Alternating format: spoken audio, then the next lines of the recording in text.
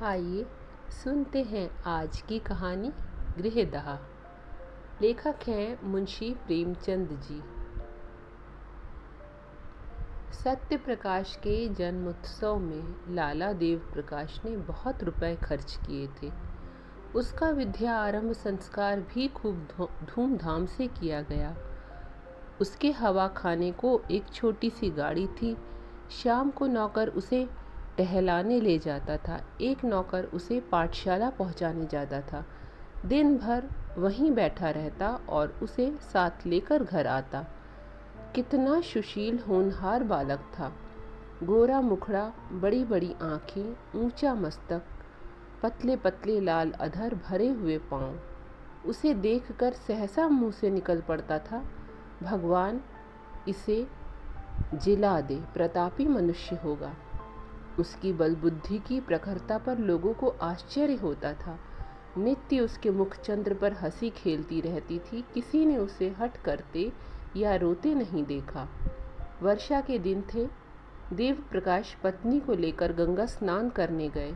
नदी खूब चढ़ी हुई थी, मानो अनाथ की आंखें हों। उनकी पत्नी निर्मला जल में बैठकर जल क्रीड़ा करने लगी। कभी आगे जाती, कभी पीछे जाती, कभी डुबकी मारती, कभी। देव प्रकाश ने कहा, अच्छा अब निकलो, सर्दी हो जाएगी। निर्मला ने कहा, कहो मैं छाती तक पानी में चली जाऊं। देव प्रकाश बोले, और जो कहीं पैर फिसल जाए। निर्मला बोली, पैर क्या फिसलेगा। यह कहकर वह छाती तक पानी में चली गई। पति ने कहा, अच्छा अब आगे पैर न रखना। किंतु निर्मला के सिर पर मौत खेल रही थी। यह जल क्रीड़ा नहीं, मृत्यु कीड़ा थी।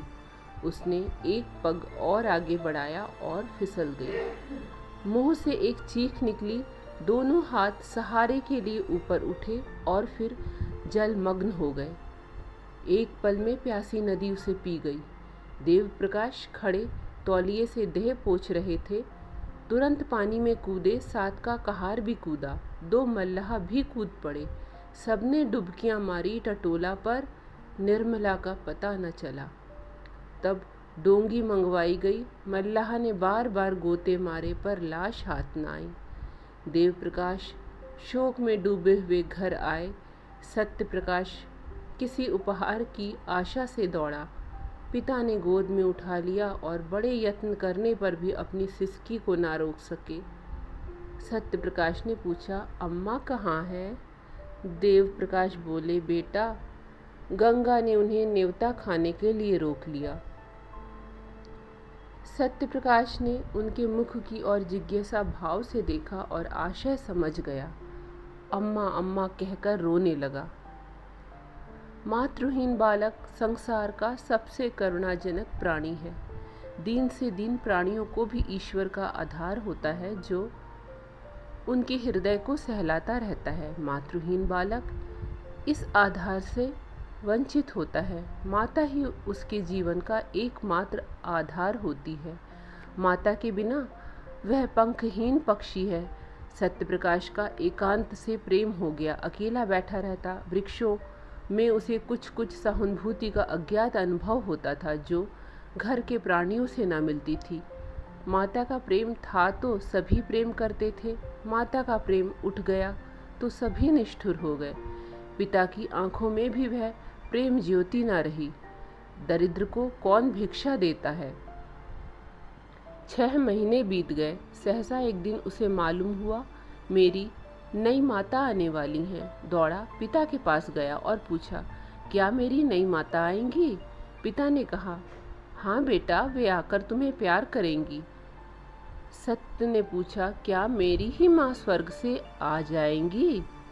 देव ने कहा, हाँ वही माता आ जाएगी। सत्य मुझे उसी तरह प्यार करेंगी। देव प्रकाश उसका क्या उत्तर देते, मगर सत्य प्रकाश उस दिन से प्रसन्न मन रहने लगा। अम्मा आएंगी, मुझे गोद में लेकर प्यार करेंगी। अब मैं उन्हें कभी परेशान न करूँगा, कभी जिद न करूँगा। उन्हें अच्छी कहानियाँ सुनाया करूँगा। विवाह के दिन आए। घर में तैयारियाँ होने लगी। सत्य प्रकाश खुशी से फूला न समाता। मेरी नई अम्मा आएंगी। बारात में वह भी गया, नए नए कपड़े मिले, पालकी पर बैठा। नानी ने अंदर बुलाया और उसे गोद में लेकर एक अशर्फी दी। वहीं उसे नई माता के दर्शन हुए। नानी ने नई माता से कहा, बेटी कैसा सुंदर बालक है, इसे प्यार करना।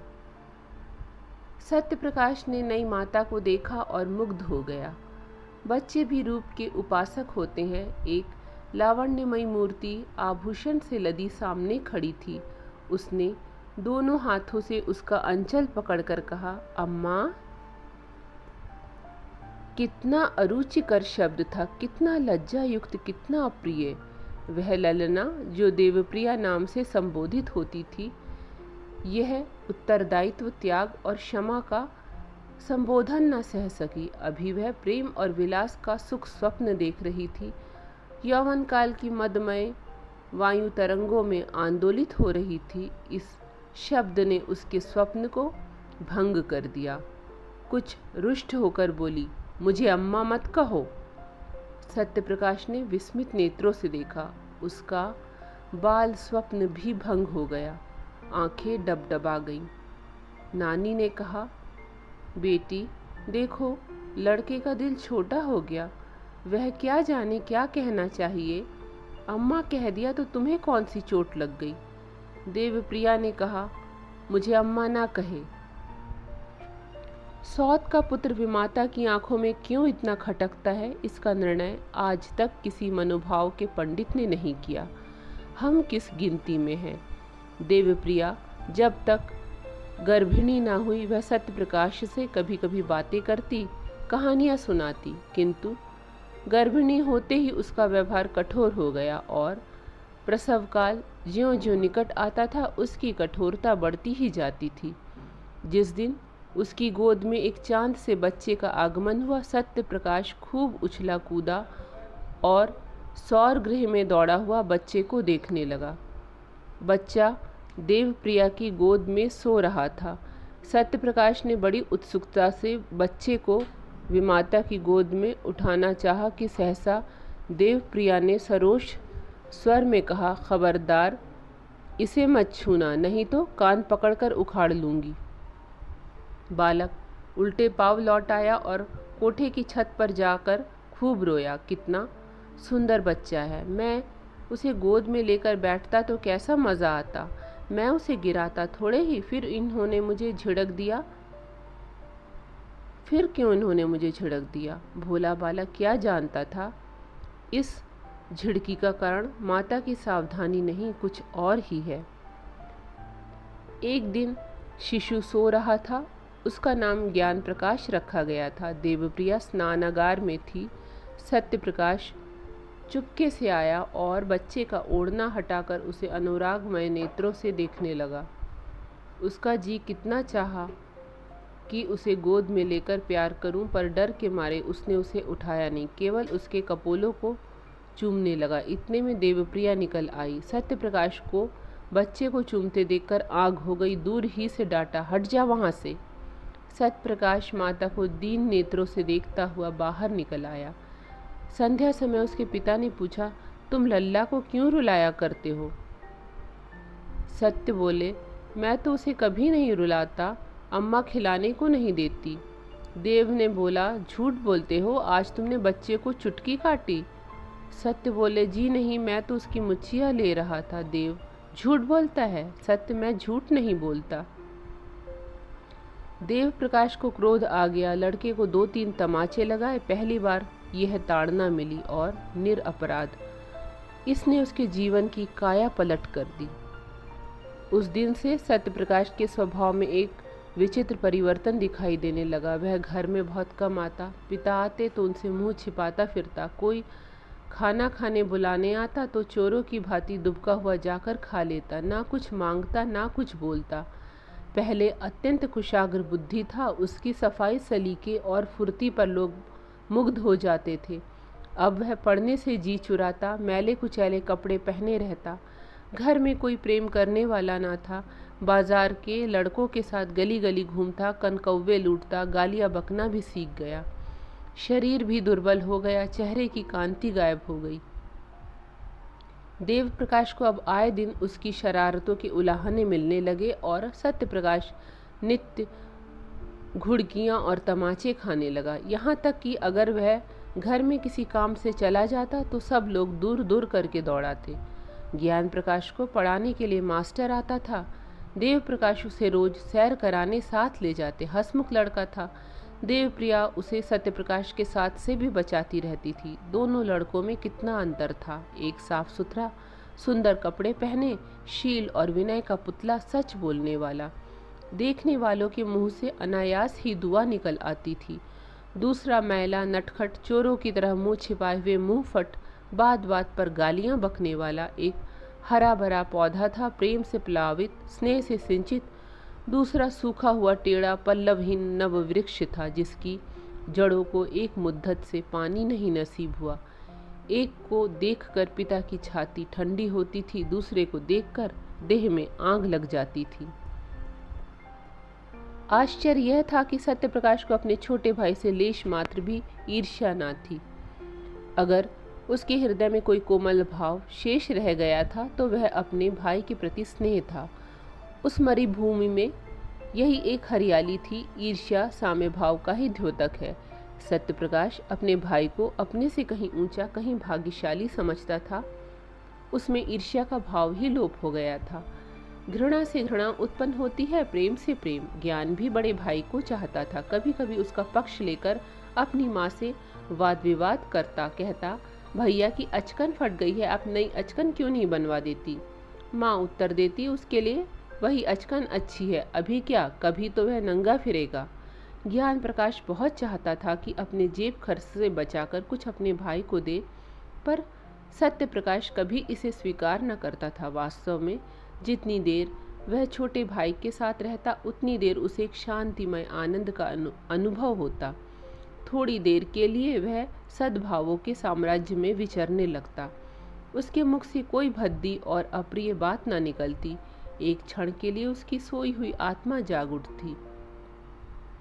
एक बार कई दिन तक सत्य प्रकाश मदरसे न गया। पिता ने पूछा, तुम आजकल पढ़ने क्यों नहीं जाते हो?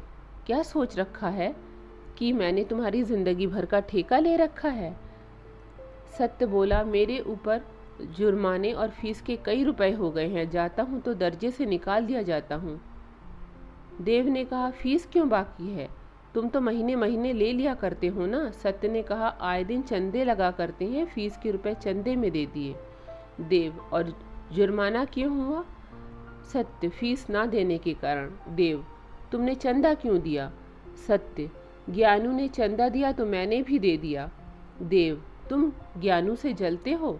सत्य, मैं ज्ञानू से क्यों जलने लगा? यहाँ हम और वह दो हैं, बाहर हम और वह एक समझे जाते हैं। मैं यह नहीं कहना चाहता कि मेरे कुछ नहीं है। देव, क्यों, यह कहते शर्म आती है? सत्य, जी हाँ, आपकी बदनामी होगी। देव, अच्छा, तो आप मेरी मान रक्षा करते हैं। यह क्यों नहीं कहते कि पढ़ना अब मुझे मंजूर नहीं है? मेरे पास इतना रुपया नहीं कि तुम्हें एक एक क्लास में 3-3 साल तक पढ़ाऊं और ऊपर से तुम्हारे खर्च के लिए भी प्रतिमास कुछ दूं। ज्ञान बाबू तुमसे कितना छोटा है, लेकिन तुमसे एक ही दर्जा नीचे है। तुम इस साल जरूर ही फेल होगे और वह जरूर पास होकर अगले साल तुम्हारे साथ हो जाएगा। तब तो तुम्हारे मुंह में कालिख लगेगी। सत्य बोले, विद्या मेरे भाग्य ही में नहीं है। देव, तुम्हारे भाग्य में क्या है? सत्य, भीख मांगना। देव, तो फिर भीख मांगो, मेरे घर से निकल जाओ। देवप्रिया भी आ गई, बोली, शर्माता तो नहीं और बातों का जवाब देता है। सत्य, जिनके भाग्य में भीख मांगना होता है वही बचपन में अनाथ हो जाते हैं। देवप्रिया, ये जली कटी बातें अब मुझसे ना सही जाएंगी। मैं खून का घूंट पी पी कर रह जाती हूँ। देवप्रकाश, बेहया है, कल से इसका नाम कटवा दूंगा। भीख मांगनी है तो भीख ही मांगे।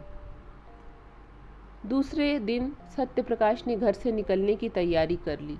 उसकी उम्र अब 16 साल की हो गई थी। इतनी बातें सुनने के बाद अब उसे घर में रहना असह्य हो गया। जब वह हाथ पांव ना थे, किशोरावस्था की असमर्थता थी, तब तक अवहेलना, निरादर, निष्ठुरता, भर्त्सना सब कुछ सहकर घर में रहता था। अब हाथ पांव हो गए थे, उस बंधन में क्यों रहता। आत्माभिमान आशा की भांति बहुत चिरंजीवी होता है। गर्मी के दिन थे, दोपहर का समय, घर के सब प्राणी सो रहे थे। सत्यप्रकाश ने अपनी धोती बगल में दबाई, छोटा सा बैग हाथ में लिया और चाहता था कि चुपके से बैठक से निकल जाए कि ज्ञानू आ गया और उसे कहीं जाने को तैयार देखकर बोला, कहाँ जाते हो भैया।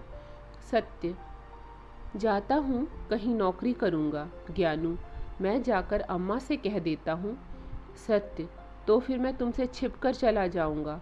ज्ञानू, क्यों चले जाओगे, तुम्हें मेरी ज़रा भी मोहब्बत नहीं। सत्यप्रकाश ने भाई को गले लगाकर कहा, तुम्हें छोड़कर जाने को जी तो नहीं चाहता, लेकिन जहाँ कोई पूछने वाला नहीं है वहाँ पड़े रहना बेहयाई है। कहीं 10-5 की नौकरी कर लूँगा और पेट पालता रहूँगा, और किस लायक हूँ। ज्ञानू, तुमसे अम्मा क्यों इतनी चिढ़ती हैं, मुझे तुमसे मिलने को मना किया करती हैं। सत्य, मेरे नसीब खोटे हैं और क्या। ज्ञानू, तुम लिखने पढ़ने में जी नहीं लगाते। सत्य, लगता ही नहीं, कैसे लगाऊं, जब कोई परवाह नहीं करता तो मैं भी सोचता हूँ यही ना होगा, ठोकर खाऊंगा बला से। ज्ञानू, मुझे भूल तो ना जाओगे, मैं तुम्हारे पास खत लिखा करूँगा, मुझे भी एक बार अपने यहाँ बुलाना। सत्य, तुम्हारे स्कूल के पते से चिट्ठी लिखूँगा। ज्ञानू रोते रोते, मुझे ना जाने क्यों तुम्हारी बड़ी मोहब्बत लगती है। सत्य, मैं तुम्हें सदैव याद रखूँगा। यह कहकर उसने भाई को गले लगाया और घर से निकल पड़ा। पास एक कौड़ी भी ना थी और वह कलकत्ते जा रहा। सत्यप्रकाश कलकत्ते क्यों कर पहुंचा, इसका वृत्तांत लिखना व्यर्थ है। युवकों में दुस्साहस की मात्रा अधिक होती है। वे हवा में किले बना सकते हैं, धरती पर नाव चला सकते हैं, कठिनाइयों की उन्हें कुछ परवाह नहीं होती, अपने ऊपर असीम विश्वास होता है।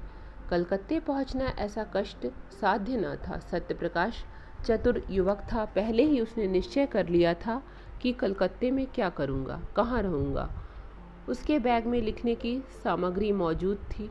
बड़े शहर में जीविका का प्रश्न कठिन भी है और सरल भी। सरल है उनके लिए जो हाथ से काम कर सकते हैं, कठिन है उनके लिए जो कलम से काम करते हैं। सत्यप्रकाश मजदूरी करना नीच काम समझता था। उसने एक धर्मशाला में असबाब रखा, बाद में शहर के मुख्य स्थानों का निरीक्षण करके एक डाकघर के सामने लिखने का सामान लेकर बैठ गया और अपढ़ मजदूरों की चिट्ठियां, मनी ऑर्डर आदि लिखने का व्यवसाय करने लगा।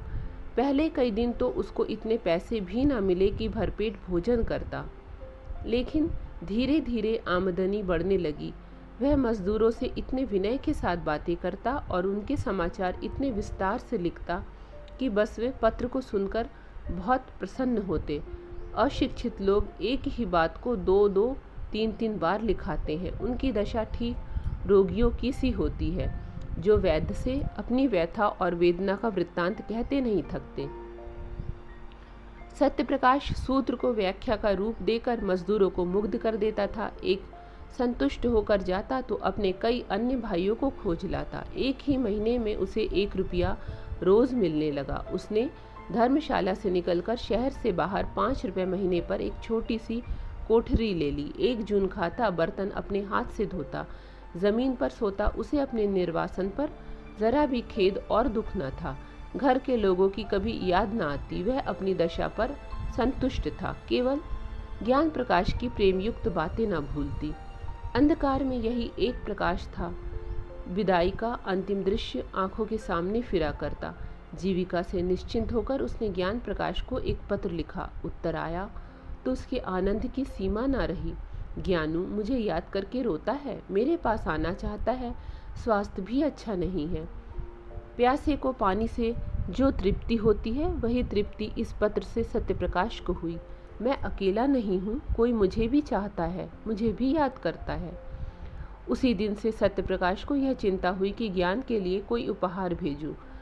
युवकों को मित्र बहुत जल्दी मिल जाते हैं। सत्यप्रकाश को भी कई युवकों से मित्रता हो गई थी। उनके साथ कई बार सिनेमा देखने गया, कई बार भंग बूटी शराब कबाब भी ठहरी। आईना तेल कंघी का शौक भी हुआ। पैदा जो कुछ हुआ पाता उड़ा देता। बड़े वेग से नैतिक पतन और शारीरिक विनाश की ओर दौड़ा चला जाता था।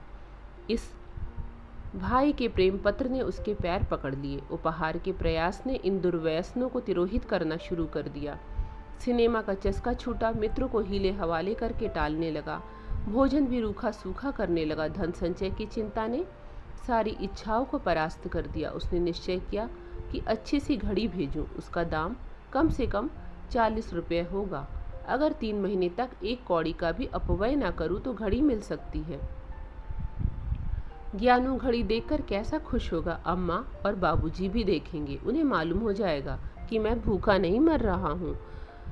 किफ़ायत की धुन में वह बहुधा दिया बत्ती भी ना करता था। बड़े सवेरे काम करने चला जाता और सारे दिन 2-4 पैसे की मिठाई खाकर काम करता रहता। उसके ग्राहकों की संख्या दिन दूनी होती जाती थी।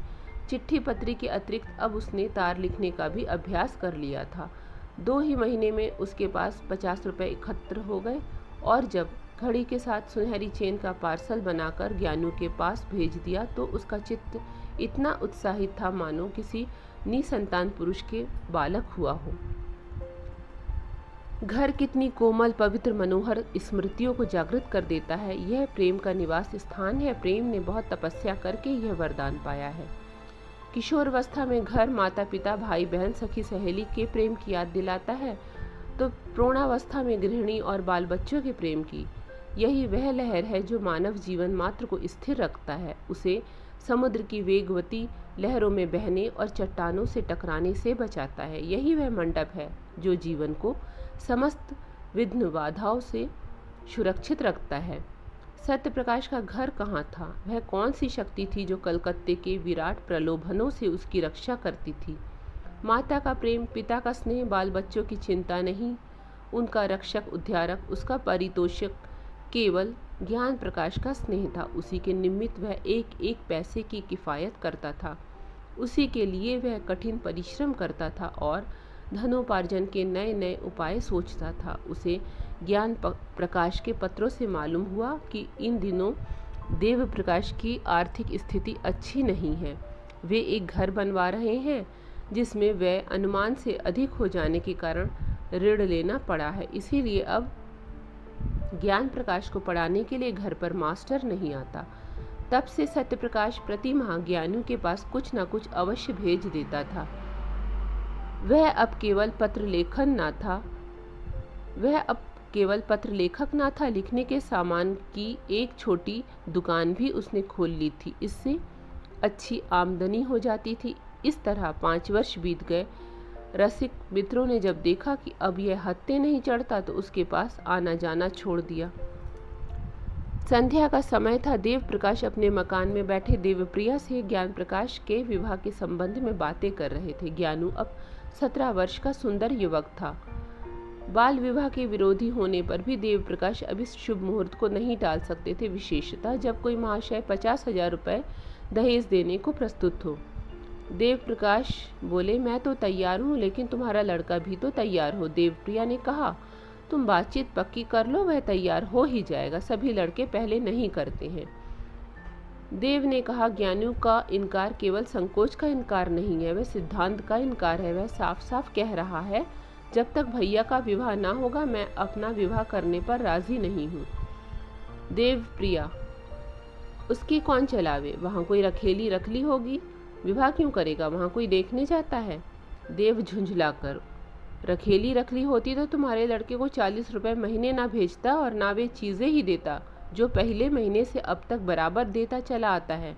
ना जाने क्यों तुम्हारा मन उसकी ओर से इतना मैला हो गया है। चाहे वह जान निकाल कर भी दे दे, लेकिन तुम ना पसीजोगी। देवप्रिया नाराज होकर चली गई। देव प्रकाश उससे यही कहलाना चाहते थे कि पहले सत्यप्रकाश का विवाह करना उचित है, किंतु वह कभी इस प्रसंग को आने ही न देती थी। स्वयं देव प्रकाश की यह हार्दिक इच्छा थी कि पहले बड़े लड़के का विवाह करे, पर उन्होंने भी आज तक सत्यप्रकाश को कोई पत्र न लिखा था। देवप्रिया के चले जाने के बाद उन्होंने आज पहली बार सत्यप्रकाश को पत्र लिखा। पहले इतने दिनों तक चुपचाप रहने के लिए क्षमा मांगी, तब उसे एक बार घर आने का प्रेम आग्रह किया। लिखा, अब मैं कुछ ही दिनों का मेहमान हूँ। मेरी अभिलाषा है कि तुम्हारा और छोटे भाई का विवाह देख लूँ। मुझे बहुत दुख होगा यदि तुम मेरी विनय स्वीकार न करोगे।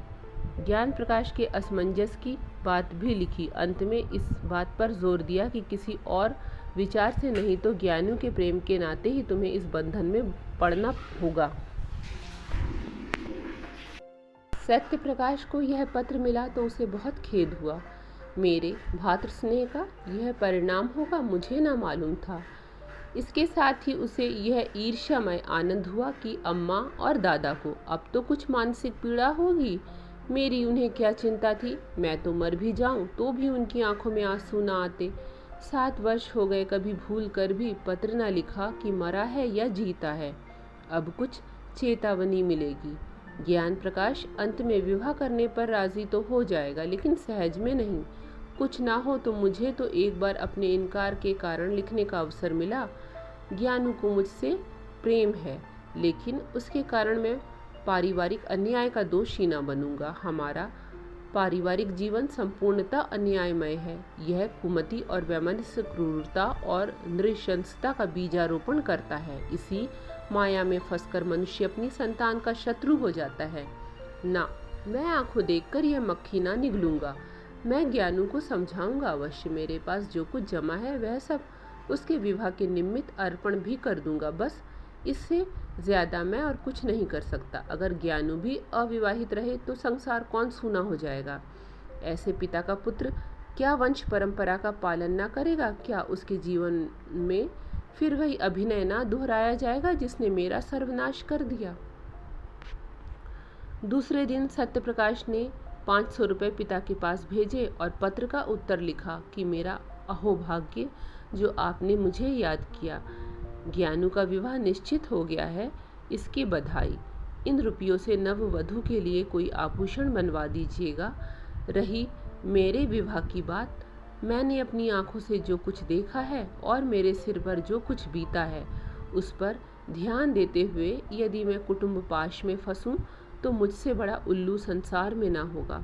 मुझे आशा है आप मुझे क्षमा करेंगे। विवाह की चर्चा ही से मेरे हृदय को आघात पहुंचता है।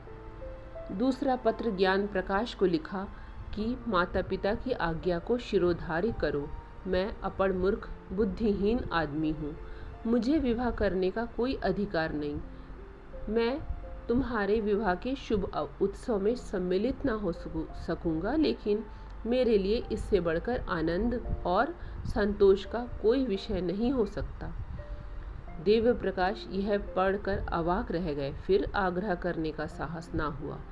देवप्रिया ने नाक सिकोड़कर कहा, यह लौंडा देखने को सीधा है, जहर का बुझाया हुआ, कैसा 100 कोस से बैठा हुआ बर्छियों से छेद दे रहा है।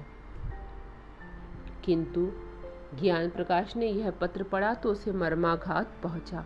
दादा और अम्मा के अन्याय ने ही उन्हें यह भीषण व्रत धारण करने पर बाध्य किया है। इन्हीं ने उन्हें निर्वासित किया है और शायद सदा के लिए। ना जाने अम्मा को उनसे क्यों इतनी जलन हुई। मुझे तो अब याद आता है कि किशोरावस्था ही से वे बड़े आज्ञाकारी, विनयशील और गंभीर थे। अम्मा की बातों का उन्हें जवाब देते नहीं सुना। मैं अच्छे से अच्छा खाता था, फिर भी उनके तीवर मैले न हुए। हालांकि उन्हें जलना चाहिए था। ऐसी दशा में अगर उन्हें गृहस्थ जीवन से घृणा हो गई तो आश्चर्य ही क्या। फिर मैं ही क्यों इस विपत्ति में फंसूं? कौन जाने मुझे भी ऐसी परिस्थिति का सामना करना पड़े। भैया ने बहुत सोच समझ कर यह धारणा की है। संध्या समय जब उसके माता पिता बैठे हुए इसी समस्या पर विचार कर रहे थे, ज्ञान प्रकाश ने आकर कहा, मैं कल भैया से मिलने जाऊंगा। देवप्रिया, क्या कलकत्ते जाओगे? ज्ञान, जी हाँ। देवप्रिया, उन्हीं को क्यों नहीं बुलाते? ज्ञान, उन्हें कौन मुंह लेकर बुलाऊं? आप लोगों ने पहले ही मेरे मुंह में कालिख लगा दी है। ऐसा देव पुरुष आप लोगों के कारण विदेश में ठोकर खा रहा है और मैं इतना निर्लज्ज हो जाऊं कि। देवप्रिया, अच्छा चुप रह। नहीं ब्याह करना है तो ना कर। जले पर नमक मत छिड़क। माता पिता का धर्म है, इसीलिए कहती हूँ। नहीं तो यहाँ ठेंगे की परवाह नहीं है। तू चाहे ब्याह कर चाहे कुंवारा रह, मेरी आंखों से दूर हो जा। ज्ञान, क्या मेरी सूरत से भी घृणा हो गई? देवप्रिया, जब तू हमारे कहने ही में नहीं रहा तो जहाँ चाहे रहे, हम भी समझ लेंगे कि भगवान ने लड़का ही नहीं दिया। देव, क्यों व्यर्थ में ऐसे कटु वचन बोलती हो? ज्ञान, अगर आप लोगों की यही इच्छा है तो यही होगा। देव प्रकाश ने देखा कि बात का बतंगड़ हुआ चाहता है। ज्ञान प्रकाश को इशारे से टाल दिया और पत्नी के क्रोध को शांत करने की चेष्टा करने लगे, मगर देवप्रिया फूट फूट कर रो रही थी और बार बार कहती थी, मैं इसकी सूरत नहीं देखूंगी। अंत में देव प्रकाश ने चिढ़कर कहा, तो तुम्ही ने तो कटु वचन कहकर उसे उत्तेजित कर दिया। देवप्रिया, यह सब विष उसी चांडाल ने बोया है जो यहाँ से 7 समुद्र पार बैठा मुझे मिट्टी में मिलाने का उपाय कर रहा है। मेरे बेटे को मुझसे छीनने के लिए उसने यह प्रेम का स्वांग भरा है। मैं उसकी नस नस पहचानती हूँ। उसका यह मंत्र मेरी जान लेकर छोड़ेगा, नहीं तो मेरा ज्ञानू, जिसने कभी मेरी बात का जवाब नहीं दिया, यूँ मुझे न जलाता।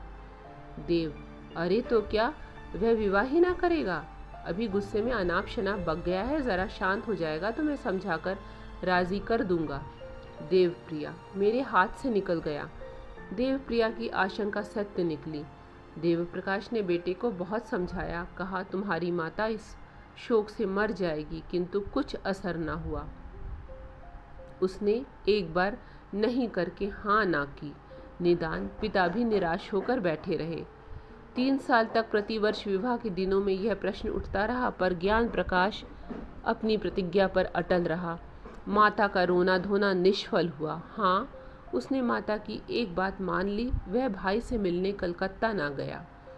3 साल में घर में बड़ा परिवर्तन हो गया। देवप्रिया की तीनों कन्याओं का विवाह हो गया। अब घर में उसके सिवा कोई स्त्री ना थी। सूना घर उसे फाड़े खाता था। जब वह निराशा और क्रोध से पागल हो जाती तो सत्य प्रकाश को खूब जी भर कर कोसती, मगर दोनों भाइयों में प्रेम पत्र व्यवहार बराबर होता रहता था। देव प्रकाश के स्वभाव में एक विचित्र उदासीनता प्रकट होने लगी। उन्होंने पेंशन ले ली थी और प्रायः धर्म ग्रंथों का अध्ययन किया करते थे। ज्ञान प्रकाश ने भी आचार्य की उपाधि प्राप्त कर ली थी और एक विद्यालय में अध्यापक हो गए थे। देवप्रिया अब संसार में अकेली थी। देवप्रिया अपने पुत्र को गृहस्थी की ओर खींचने के लिए नित्य टोने टोटके किया करती। बिरादरी में कौन सी कन्या सुंदरी है, गुणवती है, सुशिक्षिता है, इसका बखान किया करती, पर ज्ञान प्रकाश को इन बातों के सुनने की भी फुर्सत ना थी। मोहल्ले के और घरों में नित्य ही विवाह होते रहते थे। बहुएं आती थी, उनकी गोद में बच्चे खेलने लगते थे। घर गुलजार हो जाता था। कहीं विदाई होती थी, कहीं बधाइयाँ आती थी, कहीं गाना बजाना होता था, कहीं बाजे बजते थे। यह चहल पहल देखकर देवप्रिया का चित्त चंचल हो जाता। उसे मालूम होता, मैं ही संसार में सबसे अभागिनी हूँ। मेरे ही भाग्य में यह सुख भोगना नहीं बधा है। भगवान, ऐसा भी कोई दिन आएगा कि मैं अपनी बहू का मुख चंद्र देखूंगी, उसके बालकों को गोद में खिलाऊंगी। वह भी कोई दिन होगा कि मेरे घर में भी आनंद उत्सव के मधुर गान की ताने उठेंगी। रात दिन ये बातें सोचते सोचते देवप्रिया की दशा उन्मादिनी की सी हो गई। आप ही आप सत्य प्रकाश को कोसने लगती, वही मेरे प्राणों का घातक है। तल्लीनता उन्माद का प्रधान गुण है। तल्लीनता अत्यंत रचनाशील होती है। वह आकाश में देवताओं के विमान उड़ाने लगती है। अगर भोजन में नमक तेज हो गया तो यह शत्रु ने कोई रोड़ा रख दिया होगा। देवप्रिया को अब कभी कभी धोखा हो जाता है कि सत्य प्रकाश घर में गया है, वह मुझे मारना चाहता है, ज्ञान प्रकाश को विष खिलाए देता है। एक दिन उसने सत्य प्रकाश के नाम एक पत्र लिखा और उसे जितना कोसते बना उतना कोसा। तू मेरे प्राणों का वैरी है, मेरे कुल का घातक है, हत्यारा है। वह कौन दिन आएगा कि तेरी मिट्टी उठेगी। तूने मेरे लड़के पर वशीकरण मंत्र चला दिया है। दूसरे दिन फिर ऐसा ही एक पत्र लिखा, यहाँ तक कि उसका यह नित्य का कर्म हो गया। जब तक एक चिट्ठी में सत्य प्रकाश को गालियाँ ना दे लेती, उसे चैन ही ना आता था। इन पत्रों को वह कहारिन के हाथ डाकघर भिजवा दिया करती थी। ज्ञान प्रकाश का अध्यापक होना सत्य प्रकाश के लिए घातक हो गया। परदेश में उसे यही संतोष था कि मैं संसार में निराधार नहीं हूँ। अब यह अवलंब भी जाता रहा। ज्ञान प्रकाश ने जोर देकर लिखा कि अब आप मेरे हेतु कोई कष्ट ना उठाए, मुझे अपनी गुजर करने के लिए काफ़ी से ज़्यादा मिलने लगा है। यद्यपि ज्ञान प्रकाश की दुकान खूब चलती थी, लेकिन कलकत्ते जैसे शहर में एक छोटे से दुकानदार का जीवन बहुत सुखी नहीं होता। 600 700 की मासिक आमदनी होती ही क्या है। अब तक जो कुछ बचता था वह वास्तव में बचत ना थी बल्कि त्याग था। एक वक्त रूखा सूखा खाकर एक तंग आर्द्र कोठरी में रहकर 25-30 रुपए बचते थे। अब दोनों वक्त भोजन करने लगा, कपड़े भी ज़रा साफ पहनने लगा, मगर थोड़े ही दिनों में उसके खर्च में औषधियों की एक मद बढ़ गई और फिर वही पहले की सी दशा हो गई। बरसों तक शुद्ध वायु, प्रकाश और पुष्टिकर भोजन से वंचित रहकर अच्छे से अच्छा स्वास्थ्य भी नष्ट हो जा सकता है। सत्य प्रकाश को भी अरुचि, मंदाग्नि आदि रोगों ने आ घेरा। कभी कभी ज्वर भी आ जाता। युवावस्था में आत्मविश्वास होता है, किसी अवलंब की परवाह नहीं होती। वयोवृद्धि दूसरों का मुंह ताकती रहती है, आश्रय ढूंढती है। सत्य प्रकाश पहले सोता तो एक ही करवट में सवेरा हो जाता था।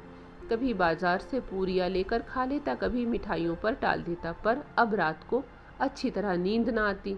बाजारी भोजन से घृणा होती तो रात को घर आता तो थक कर चूर चूर हो जाता था। उस वक्त चूल्हा जलाना, भोजन पकाना बहुत अखरता। कभी कभी वह अपने अकेलेपन पर रोता।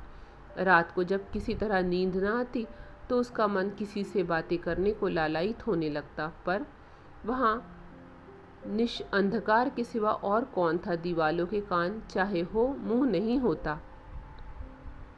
इधर ज्ञान प्रकाश के पत्र भी अब कम आते थे और वे भी रूखे। उनमें अब हृदय के सरल उद्गारों का लेश भी न होता।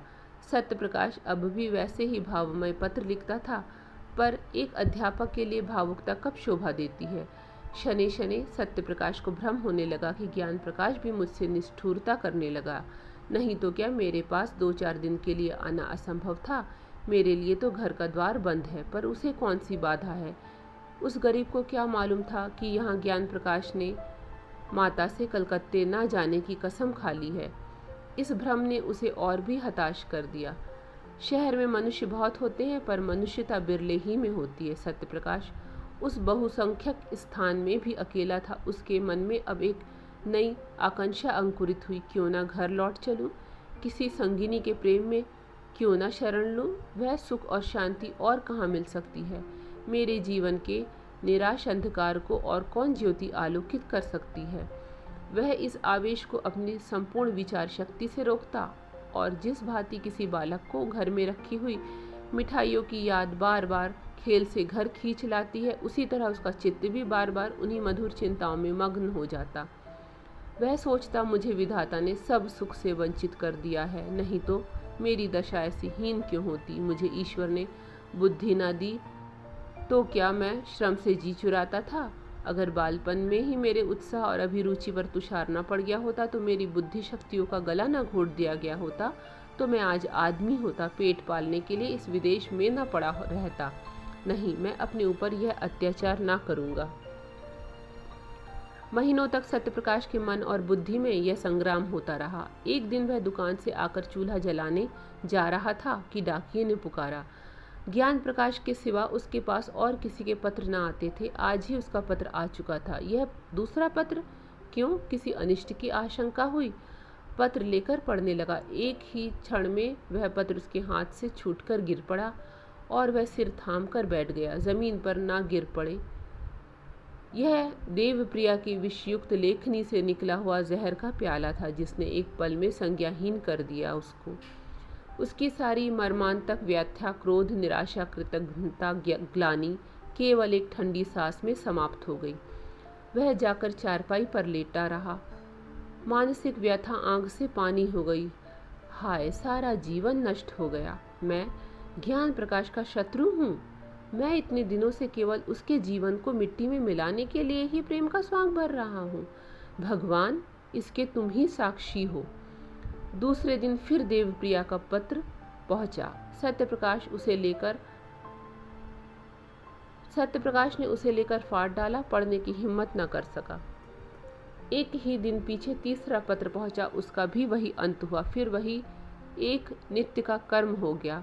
पत्र आता, फाड़ दिया जाता, किंतु देवप्रिया का अभिप्राय बिना पढ़े ही पूरा हो जाता था। सत्यप्रकाश के मर्म स्थान पर एक चोट और पड़ जाती थी। 1 महीने की भीषण हार्दिक वेदना के बाद सत्यप्रकाश को जीवन से घृणा हो गई। उसने दुकान बंद कर दी, बाहर आना जाना छोड़ दिया, सारे दिन खाट पर पड़ा रहता। वे दिन याद आते जब माता पुचकार कर गोद में बिठा लेती और कहती बेटा। पिता भी संध्या समय दफ्तर से आकर गोद में उठा लेते और कहते भैया। माता की सजीव मूर्ति उसके सामने आ खड़ी होती, ठीक वैसी ही जब वह गंगा स्नान करने गई थी। उसकी प्यार भरी बातें कानों में आने लगती। फिर वह दृश्य सामने आता जब उसने नववधू माता को अम्मा कहकर पुकारा था। तब उसके कठोर शब्द याद आ जाते, उसके क्रोध से भरे हुए विकराल नेत्र आंखों के सामने आ जाते। उसे अब अपना सिसक सिसक कर रोना याद आ जाता। फिर सौर गृह का दृश्य सामने आता। उसने कितने प्रेम से बच्चे को गोद में लेना चाहा था। तब माता के वज्र के से शब्द कानों में गूंजने लगते, हाय उसी वज्र ने मेरा सर्वनाश कर दिया। फिर ऐसी कितनी ही घटनाएं याद आती। अब बिना किसी अपराध के माँ डांट बताती। पिता का निर्दय निष्ठुर व्यवहार याद आने लगता, उनका बात बात पर त्योरियां बदलना, माता के मिथ्या अपवादों पर विश्वास करना। हाय मेरा सारा जीवन नष्ट हो गया। तब वह करवट बदल लेता और फिर वही दृश्य आंखों में फिरने लगता। फिर करवट बदलता और चिल्ला कर कहता, इस जीवन का अंत क्यों नहीं हो जाता। इस भांति पड़े पड़े उसे कई दिन हो गए। संध्या हो गई थी कि सहसा उसे द्वार पर किसी के पुकारने की आवाज़ सुनाई पड़ी। उसने कान लगाकर सुना और चौंक पड़ा। किसी परिचित पुरुष की आवाज़ थी। दौड़ा, द्वार पर आया तो देखा ज्ञान प्रकाश खड़ा है। कितना रूपवान पुरुष था। वह उसके गले से लिपट गया। ज्ञान प्रकाश ने उसके पैरों को स्पर्श किया। दोनों भाई घर में आए। अंधकार छाया हुआ था। घर की यह दशा देखकर ज्ञान प्रकाश, जो अब तक अपने कंठ के आवेग को रोके हुए था, रो पड़ा। सत्य प्रकाश ने लालटेन जलाई। घर क्या था? भूतों का डेरा था। सत्य प्रकाश ने जल्दी से एक कुर्ता गले में डाल लिया। ज्ञान प्रकाश भाई का जर्जर शरीर, पीला मुख, बुझी हुई आंखें देखता था और रोता था। सत्य प्रकाश ने कहा, मैं आजकल बीमार हूँ। ज्ञान प्रकाश ने बोला, वह तो देख ही रहा हूँ। सत्य, तुमने अपने आने की सूचना भी ना दी। मकान का पता कैसे चला? ज्ञान, सूचना तो दी थी, आपको पत्र ना मिला होगा। सत्य, अच्छा दी ही होगी, पत्र दुकान में डाल गया होगा। मैं इधर कई दिनों से दुकान नहीं गया। घर पर सब कुशल है? ज्ञान, माता जी का देहांत हो गया। सत्य, अरे क्या बीमार थी वे? ज्ञान, जी नहीं, मालूम नहीं क्या खा लिया, इधर उन्हें उन्माद सा हो गया था। पिताजी ने कुछ कटु वचन कहे थे, शायद इसी पर कुछ खा लिया। सत्य, पिताजी तो कुशल से हैं। ज्ञान, हाँ अभी मरे नहीं हैं। सत्य, अरे क्या बहुत बीमार हैं? ज्ञान, माता ने विष खा लिया तो वे उनका मुंह खोलकर दवा पिला रहे थे। माता जी ने जोर से उनकी 2 उंगलियां काट ली। वही विष उनके शरीर में पहुंच गया। तब से सारा शरीर सूज आया है। अस्पताल में पड़े हुए हैं। किसी को देखते हैं तो काटने दौड़ते हैं। बचने की आशा नहीं है। सत्य, तब तो घर ही चौपट हो गया। ज्ञान, ऐसे घर को अब से बहुत पहले चौपट हो जाना चाहिए था। तीसरे दिन दोनों भाई प्रातःकाल कलकत्ते से विदा होकर चल दिए। तो ये थी आज की कहानी गृहदाह। कहानी सुनने के लिए आप सबका धन्यवाद। पसंद आए तो लाइक कर दीजिएगा। चैनल पर अगर नए हैं तो सब्सक्राइब कर लीजिएगा।